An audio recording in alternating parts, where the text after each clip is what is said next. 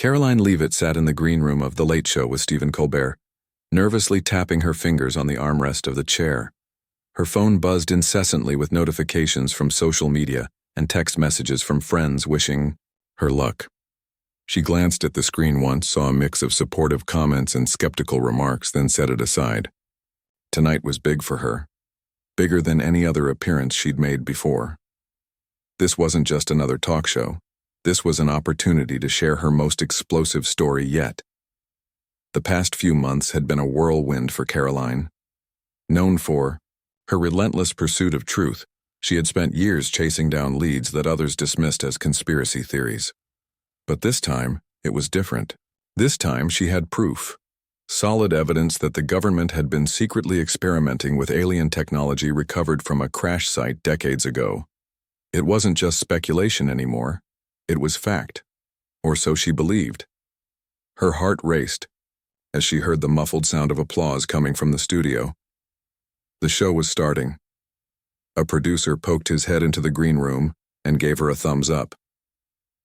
"You're on in 5, he said cheerfully, before disappearing again. Karoline took a deep breath, trying to steady herself. She knew what was at stake. If she could convince people tonight, if she could make them believe her, maybe, just maybe, she could force the powers that be to come clean. When her cue came, she stood up, smoothed out her blazer, and walked onto the brightly lit stage. The audience erupted into polite applause as Stephen greeted her warmly. "Ladies and gentlemen, please welcome investigative journalist Karoline Leavitt," he announced with his trademark grin. Karoline shook hands with Stephen and took her seat across from him. The energy in the room was electric, but beneath the surface, she felt a tension she couldn't quite shake. Something about tonight felt off. Still, she smiled warmly at the host and waved to the cheering crowd. "Karoline, thank you for joining us," Stephen began, leaning back in his chair. "Now, I have to say your work has always fascinated me. You've got this knack for finding stories that make people go, 'Wait, is that real?'" She laughed lightly, though her stomach churned. "Well, I guess you could say I'm drawn to the unusual. Sometimes the truth is stranger than fiction." Stephen nodded enthusiastically. "Absolutely. And speaking of unusual, let's dive right in. Your latest report claims that the government has been conducting experiments using alien technology. That's quite the headline. Tell us more." Karoline leaned forward slightly, her eyes locking onto the camera as if addressing the millions watching at home. It all started with a tip from a whistleblower inside a top-secret facility. They claimed that fragments of an unidentified spacecraft had been recovered years ago and were being studied by a team of scientists working under strict confidentiality agreements. What they found was groundbreaking, but also dangerous. Stephen raised an eyebrow, clearly intrigued. "Dangerous how?" "That's where things get complicated," Karoline replied, choosing her words carefully.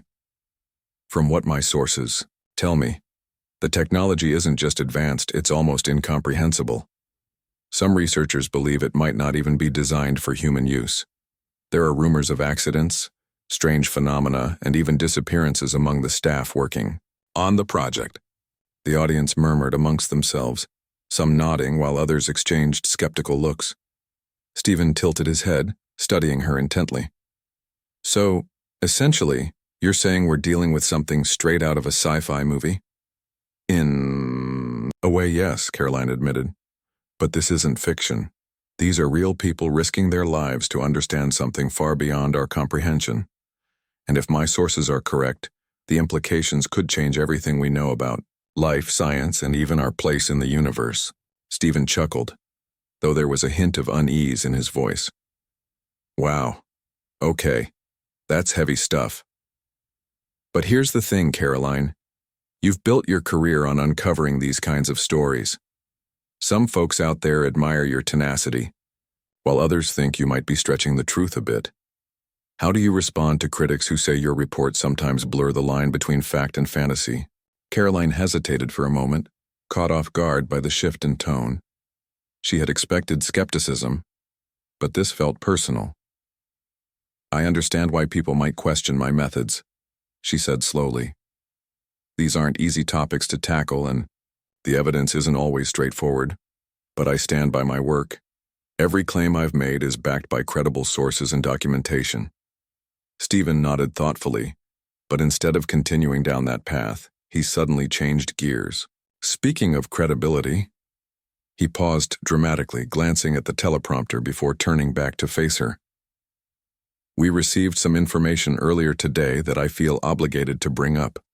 According to an anonymous source, one of your previous investigations, a report alleging corruption within a major defense contractor, was based on fabricated evidence. Is that true?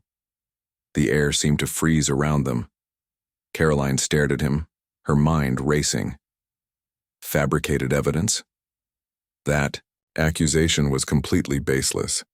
She had poured months into that investigation, verifying every detail with multiple sources. Someone was deliberately trying to discredit her. I don't know where that accusation is coming from, she stammered, struggling to keep her composure. That report was thoroughly vetted. I wouldn't stake my reputation, or anyone else's, on false information. Stephen held up a hand, his expression softening slightly. I'm not accusing you of anything, Karoline. Just relaying what was sent to us. But I do want to give you a chance to address it. Do you think this might be connected to your current story? Could someone be trying to silence you? Karoline clenched her fists under the table, forcing herself to stay calm. It's possible, she admitted. If what I'm reporting is true, and I believe it is, then there are powerful people who would rather keep it hidden. But I won't let them intimidate me. I'll fight back against these accusations because the truth deserves to be told. The audience erupted into applause, sensing the gravity of the moment. Stephen smiled faintly, clearly impressed by her resolve. Well said, Karoline. We'll definitely be keeping an eye on this story as it develops. Thank you for joining us tonight. As the cameras cut to commercial, Karoline exhaled deeply, feeling both drained and determined. Whatever game was being played, she realized, now that she was in deeper than she'd anticipated. But one thing was certain, she wouldn't back down without a fight. Backstage after the show, Karoline felt a mix of emotions swirling inside her. She was angry, confused, and more than a little scared. The accusation Stephen had thrown at her during the interview wasn't just unexpected. It was calculated. Someone wanted to undermine her credibility, and they had timed it perfectly to catch her off guard. But who? And why now? As she paced back and forth in the quiet hallway, her phone buzzed again. This time she didn't ignore it. Scrolling through the notifications, she saw dozens of messages from friends, colleagues, and even strangers. Some were supportive, urging her to keep fighting. Others were cruel, calling her a liar and a fraud. One message stood out, though. It was from Alex Carter, her longtime friend and tech expert. Call me as soon as you're done, the text read. We need to talk. Karoline sighed and pressed the call button. Alex picked up on the first ring. Hey, how'd it go? He asked, his tone casual but tinged with concern. It was complicated, Karoline replied, leaning against the wall. Stephen brought up some bogus accusation about one of my old reports. Someone's trying to smear me, Alex. I don't know where this is coming from, but it feels like a setup. Alex was silent for a moment. Do you think it's connected to your current story, the alien tech thing? I'm almost sure of it, Karoline said, her voice tight. Whoever leaked that info to Colbert knows what I'm working on. They're trying to discredit me before I can say anything else. Okay, Alex said firmly. Here's what we're going to do. Meet me at my place in an hour. Bring everything you've got on the alien tech story. Files, notes, recordings, everything. We'll figure this out together. Karoline nodded, even though Alex couldn't see her. All right, thanks, Alex, I'll be there. After hanging up, she grabbed her bag and headed for the exit. As she stepped outside, the cool night air hit her face, briefly calming her nerves. But the weight of what had just happened still pressed heavily on her shoulders. She knew she couldn't let this accusation stand unanswered. If she did, it would destroy not only her career but also any chance of exposing the truth about Project EOS. When Karoline arrived at Alex's apartment, he was already waiting for her. His small living room was cluttered with gadgets, wires, and half-finished projects, a testament to his love for all things tech. He greeted her with a quick hug before leading her to the couch. "All right," he said, pulling out his laptop. "Let's start from the beginning. Tell me everything you know about this new story of yours." For the next hour, Karoline explained every detail of her investigation into the government's secret experiments. She told him about the whistleblower who had first tipped her off, the classified documents she had managed to obtain, and the strange rumors surrounding the scientists involved in the project, and Alex listened intently, typing furiously as he cross-referenced names, dates, and locations. "This is insane," Alex muttered, shaking his head. "If even half of this is true, it's huge. But here's the problem. We need proof. Solid, undeniable proof, otherwise no one's going to believe you." "I know," Karoline said, rubbing her temples. "That's why I've been digging deeper. But whoever's behind this smear campaign is good. Really good. They planted fake evidence linking me to that corruption scandal. I need to find out who they are and why they're targeting me." Alex leaned back in his chair, thinking, what if we look at the source of the leak? Whoever sent that info to Colbert must have left a trail. Even hackers make mistakes sometimes. Karoline nodded. "That's a good idea. Can you trace the email or whatever they used to send the tip?" "I can try," Alex replied, cracking his knuckles. "But it might take some time. In the meantime, we should focus on finding more evidence for your story. Maybe there's something in those files you haven't noticed yet." They spent the rest of the night poring over the documents Karoline had collected. Most of it was technical jargon and redacted paragraphs, but one file caught their attention. It was a memo marked Eyes Only, dated several years ago. The subject line read, "Project EOS Update, Phase 3, Testing Results." "What's Project EOS?" Alex asked, squinting at the screen. "That's the name of the program," Karoline explained. "At least that's what my source called it. It has something to do with the alien technology." Alex opened the attachment and began reading aloud. "Testing of communication device shows promising results. Subjects exhibit increased neural activity consistent with expanded consciousness. However, side effects remain unpredictable. Recommend further study under controlled conditions." Karoline frowned. "Expanded consciousness? That sounds ominous." "It gets worse," Alex said, scrolling down. "Listen to this. 2. Test subjects reported experiencing vivid hallucinations and auditory phenomena. One subject refused to leave testing area, claiming direct contact with external intelligence. Incident classified." A chill ran down Karoline's spine. "External intelligence, you mean aliens?" "Maybe," Alex said, his voice low. "Or maybe something else entirely. Either way, this doesn't sound like a harmless science experiment." Before they could discuss it further, Alex's computer pinged with a notification. "Hold on," he said, switching tabs. "I think I found something." He pulled up a map showing the location of the facility mentioned in the memo. It was in a remote part of Nevada, far from any major cities. "Looks like our smoking gun," he said grimly. "If we can get inside, we might find the answers we're looking for." Karoline hesitated. Breaking into a top-secret government facility sounded like suicide. But what choice did she have? If she didn't act now, the truth might stay buried forever. "We'll need help," she said finally. "Someone who knows how to handle situations like this." Alex raised an eyebrow. "You thinking of anyone in particular?" Karoline nodded. "Rachel Monroe. She used to work for intelligence. If anyone can get us in and out safely, it's her." The next morning, Karoline reached out to Rachel, explaining the situation and asking for her assistance. To her relief, Rachel agreed to meet them later that day. When they arrived at the cafe where they had arranged to meet, Rachel was already there, sipping coffee and scanning the room with sharp eyes. Rachel was in her early 40s with short, brown hair and a no-nonsense demeanor. She had left the intelligence world years ago, disillusioned by its secrets and lies. But when Karoline explained what she had uncovered, Rachel's expression hardened. "This is bad," she said after hearing the whole story. If what you're saying is true, then Project EOS isn't just dangerous. It's catastrophic. Those devices, they're not tools, they're gateways, and whoever's running this project has no idea what they're dealing with. What do you mean, gateways? Karoline asked, leaning forward. Rachel hesitated, as if choosing her words carefully.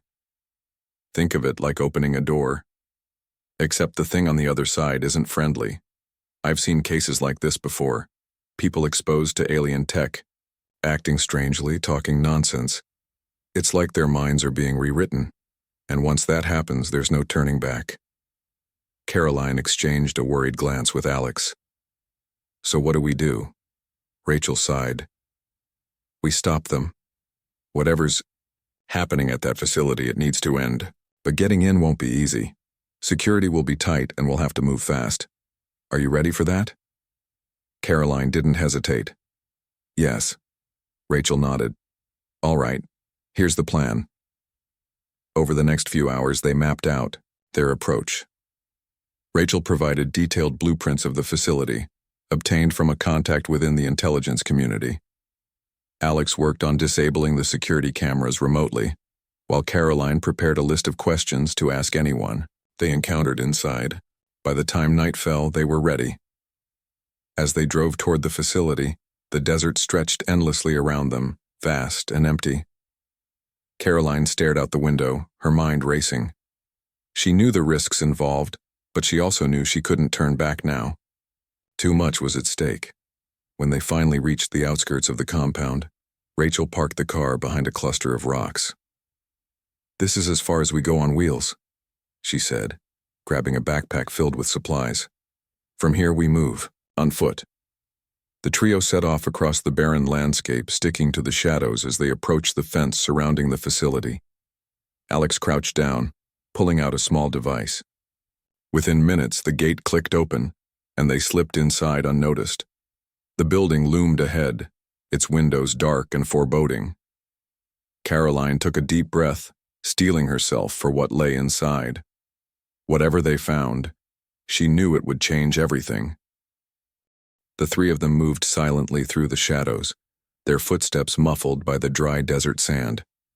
The facility loomed ahead, a sprawling complex of concrete and steel that seemed to radiate an eerie stillness. There were no guards in sight, at least not yet. But Karoline knew appearances could be deceiving. This place was designed to keep secrets, and whoever ran it wouldn't hesitate to eliminate anyone who threatened those secrets. Rachel led the way, her movements precise and deliberate.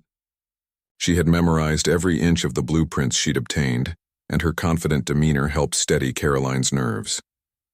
Alex followed close behind, clutching his laptop like a lifeline. He had already disabled the external cameras, but he whispered constant updates into a small earpiece they all wore, ensuring they stayed one step ahead of any potential threats. As they approached the main entrance, Rachel signaled for them to stop.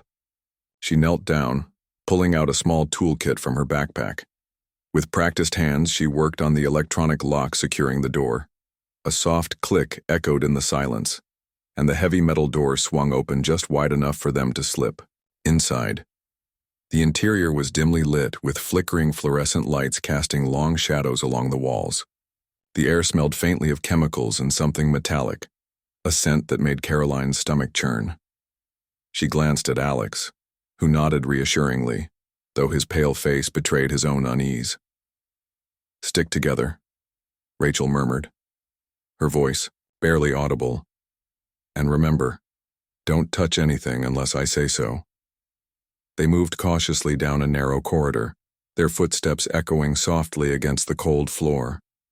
Doors lined either side of the hallway, each marked with cryptic labels like Testing Room 7 or Containment Unit C.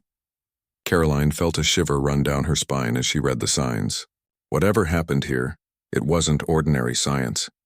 After several tense minutes, they reached a larger room at the end of the hall.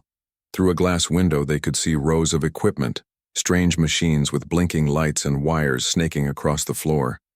In the center of the room stood what looked like a large metallic sphere, its surface covered in intricate patterns that seemed to shift when viewed from different angles.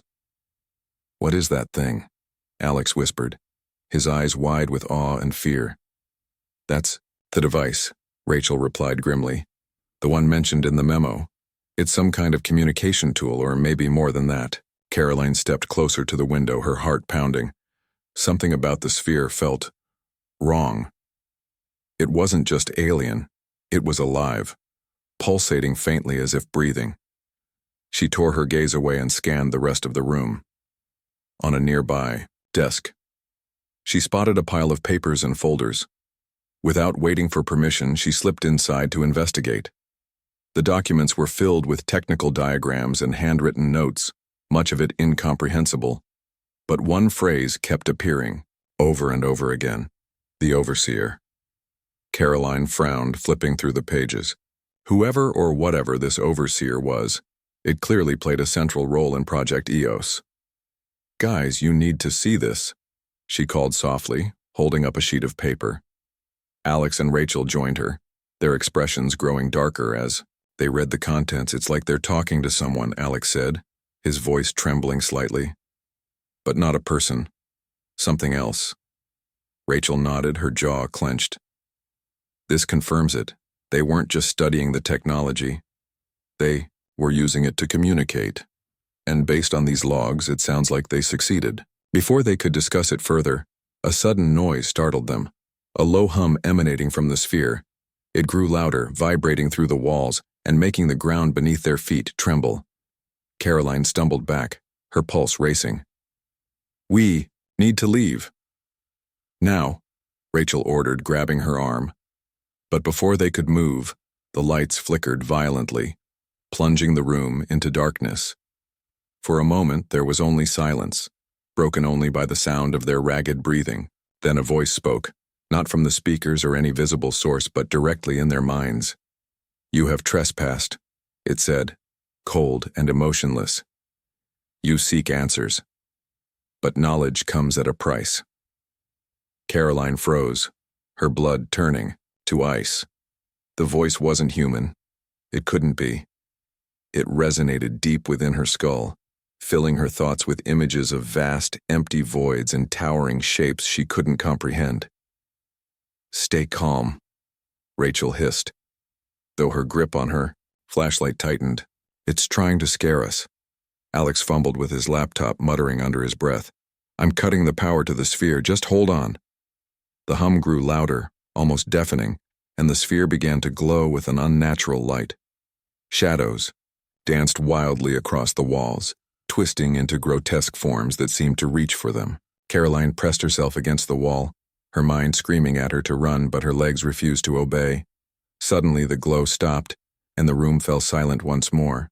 The oppressive weight lifted, leaving behind a hollow emptiness. Alex let out a shaky breath, lowering his laptop. "I think I did it," he said weakly. "The sphere's offline." Rachel didn't waste time celebrating. "Grab whatever you can carry and let's get out of here. We've overstayed our welcome." Karoline quickly stuffed the documents into her bag, her hands shaking as she worked. As they turned to leave, however, a new sound reached their ears, the distant echo of footsteps. Someone was coming. "Back door," Rachel whispered urgently, leading them toward a secondary exit. They moved as quietly as possible, their senses on high alert.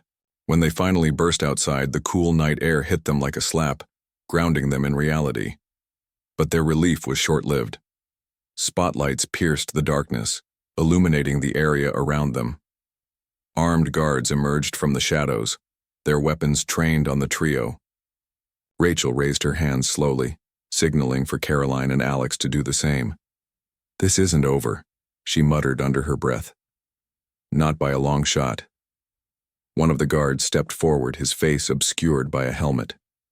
"You're trespassing on restricted property," he barked. "Drop your bags and come with us." Karoline hesitated, her mind racing. If they surrendered now, everything they had risked would be for nothing. But resisting would mean certain capture or worse. Just as the guard reached for her bag, a loud explosion rocked the facility behind them. Flames erupted from one of the buildings, sending debris flying into the air. Chaos erupted among the guards, giving Rachel the opening she needed. "Run!" she shouted, shoving Karoline and Alex forward.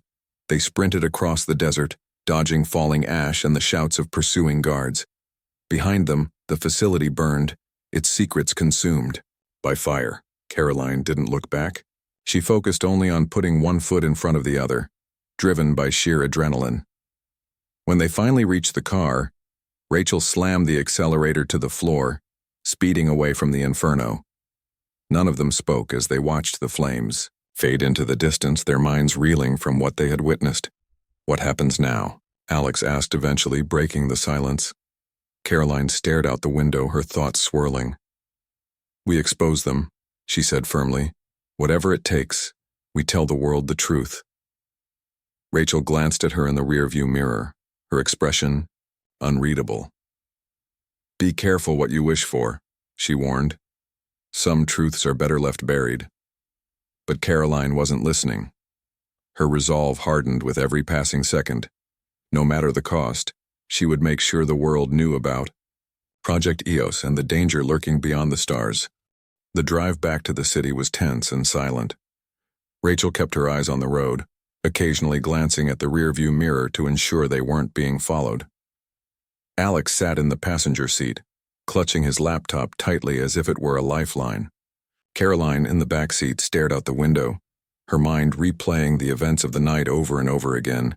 The burning facility was still fresh in her thoughts, the flames, the chaos, the unearthly hum of the sphere. And then there was the voice. That cold, alien voice that had spoken directly into their minds. It wasn't just a warning. It felt like a promise of something far worse to come. As they reached the outskirts of the city, Rachel finally broke the silence. We need to lay low for a while, she said, her tone firm but measured.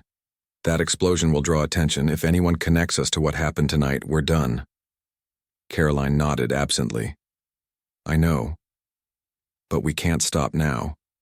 We have evidence, documents, recordings, everything. This is our chance to expose them. Rachel glanced at her through the mirror, her expression grim. You don't understand. These people play dirty. They'll do whatever it takes to protect their secrets. You think that smear campaign against you was bad? Wait until they come. After you for real. Karoline met her gaze, her determination unwavering. Then let them try. I'm not backing down. Not after what I've seen. Alex turned around in his seat, looking pale but resolute.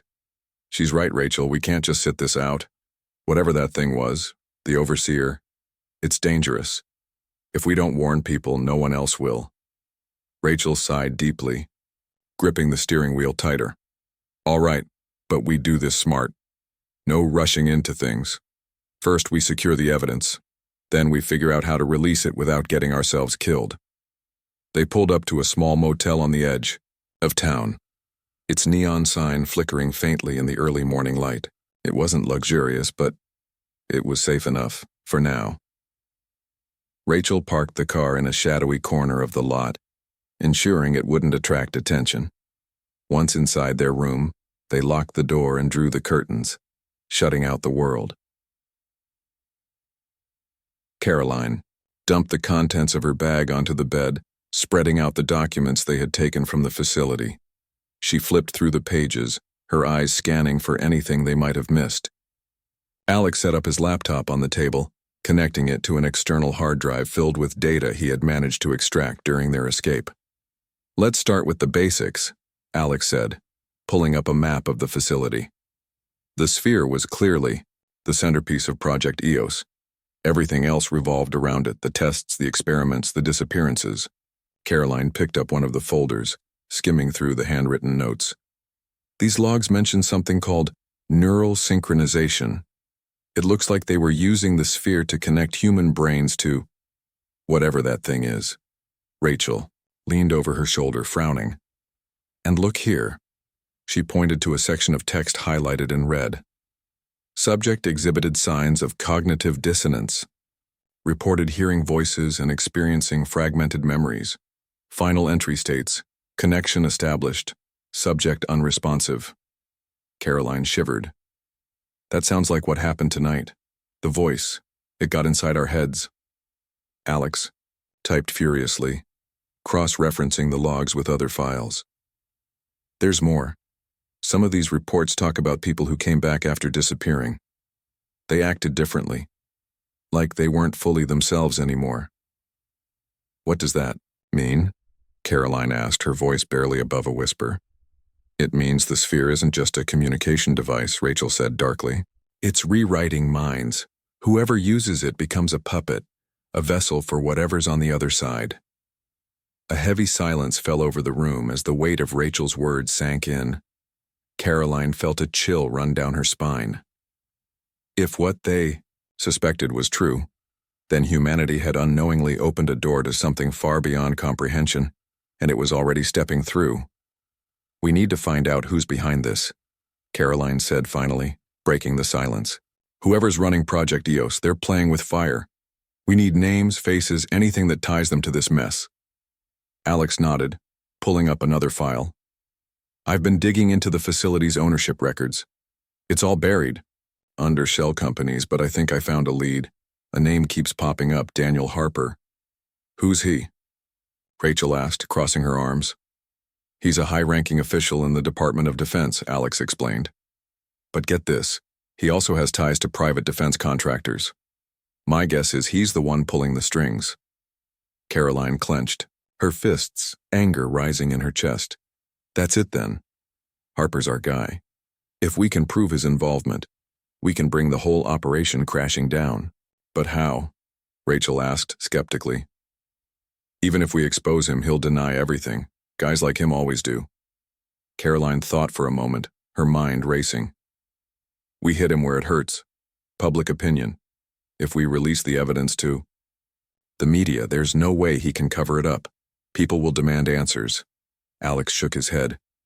Not so fast. We can't just dump everything online. They'll track the source in seconds. We need to be smarter about this. Stephen Colbert. Karoline blurted out suddenly. Both Alex and Rachel turned to look at her, confused. What about him? Alex asked. He gave me a platform once before, Karoline explained.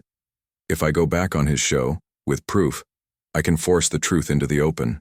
He may not believe me completely, but he'll air it. And once it's out there, it's out there. Rachel hesitated, considering the idea. It's risky. If Harper finds out beforehand, he'll shut us down before we even step foot in the studio. It's the only shot we've got, Karoline insisted. Besides, we've already burned every other bridge. What choice do we have? After a long pause, Rachel nodded reluctantly. All right, but we do this carefully. Every move counts. Over the next few days, they worked tirelessly to prepare. Alex encrypted the evidence onto multiple drives, creating fail-safe copies in case anything went wrong. Rachel crafted a plan to ensure Karoline could reach the studio safely without being intercepted, and Karoline rehearsed her story over and over again, memorizing every detail so she wouldn't falter under pressure. Finally, the day of the interview arrived. Karoline dressed carefully, choosing a simple yet professional outfit that conveyed both seriousness and confidence. As she stepped out of the motel room, Rachel handed her a small flash drive containing the evidence. This is everything, Rachel said quietly. Don't lose it. I won't, Karoline promised, slipping it into her pocket. Thank you for everything. Rachel gave her a tight smile. Just remember, no matter what happens, you're not alone. With Alex monitoring the situation remotely and Rachel waiting nearby in case of trouble, Karoline made her way to the studio. Her heart pounded as she walked onto the stage, greeted by Stephen Colbert's warm smile and the roar of the audience. Welcome back, Karoline, Stephen said, shaking her hand. Last time you were here, things got a little heated. Are you ready to clear the air? Karoline took a deep breath, meeting his gaze steadily. More than ready. The interview began innocently enough, with Stephen asking light-hearted questions about her career and recent projects, but soon, the conversation turned serious. Now let's talk about the elephant in the room, Stephen said, leaning forward. There have been accusations against you regarding fabricated evidence. Care to address those? Karoline didn't flinch. Absolutely. Those accusations are false, Someone deliberately planted fake information to discredit me because of the story I'm working on, a story that involves government experiments with alien technology. The audience murmured, some skeptical, others intrigued. Stephen raised an eyebrow. Alien technology? That's quite the claim. It's not just a claim, Karoline replied firmly. I have proof. Without hesitation, she pulled out the flash drive and handed it to one of the producers standing off stage. This contains classified documents, audio recordings, and video footage proving the existence of Project EOS, a secret program designed to study and communicate with extraterrestrial intelligence. Stephen stared at her, momentarily speechless. And you're willing to share all of this? Right now, live on television? Yes, Karoline said, her voice steady. Because the truth deserves to be told. As the producers scrambled to verify the files, Stephen turned back to the camera. Ladies and gentlemen, we may be witnessing history in the making. Stay tuned. Minutes later, the first document appeared on screen, a memo detailing the objectives of Project EOS. The audience gasped as more evidence rolled in. Photos of the sphere, transcripts of test subject interviews, and emails linking Daniel Harper to the operation. By the end of the segment, social media was ablaze with reactions. News outlets around the world picked up the story, demanding answers from the government. Karoline watched silently as the tide turned in her favor. But even as the truth spread, she couldn't shake the feeling that this was only the beginning. Somewhere out there, the overseer waited. And it wasn't going anywhere. The aftermath of Karoline's explosive appearance on Stephen Colbert's show was nothing short of chaos. Within hours, the internet erupted with debates, theories, and outrage. News channels played clips of the interview on repeat, dissecting every word Karoline had said. The hashtag, #OurProjectEOS, trended worldwide, drawing millions of views and comments. Some praised her bravery, calling her a hero for exposing the truth. Others dismissed her claims as conspiracy nonsense, accusing her of fabricating evidence to gain fame. But for Karoline, there was no time to celebrate or dwell on the backlash. The moment she stepped off stage, she knew the real battle had just begun. If Daniel Harper and his allies were willing to smear her reputation before, they would stop at nothing now to silence her permanently. As she made her way out of the studio, Rachel was waiting for her in a nondescript car parked around the corner. You did it, Rachel said, though her tone was far from celebratory. Now buckle up, we need to move. Karoline climbed into the passenger seat, clutching the flash drive tightly. Do you think they'll try something tonight? They already are, Rachel replied grimly, glancing in the rearview mirror. Sure enough, a black SUV pulled out of an alleyway behind them, its headlights glaring ominously. Hold on, Rachel muttered, slamming her foot on the accelerator.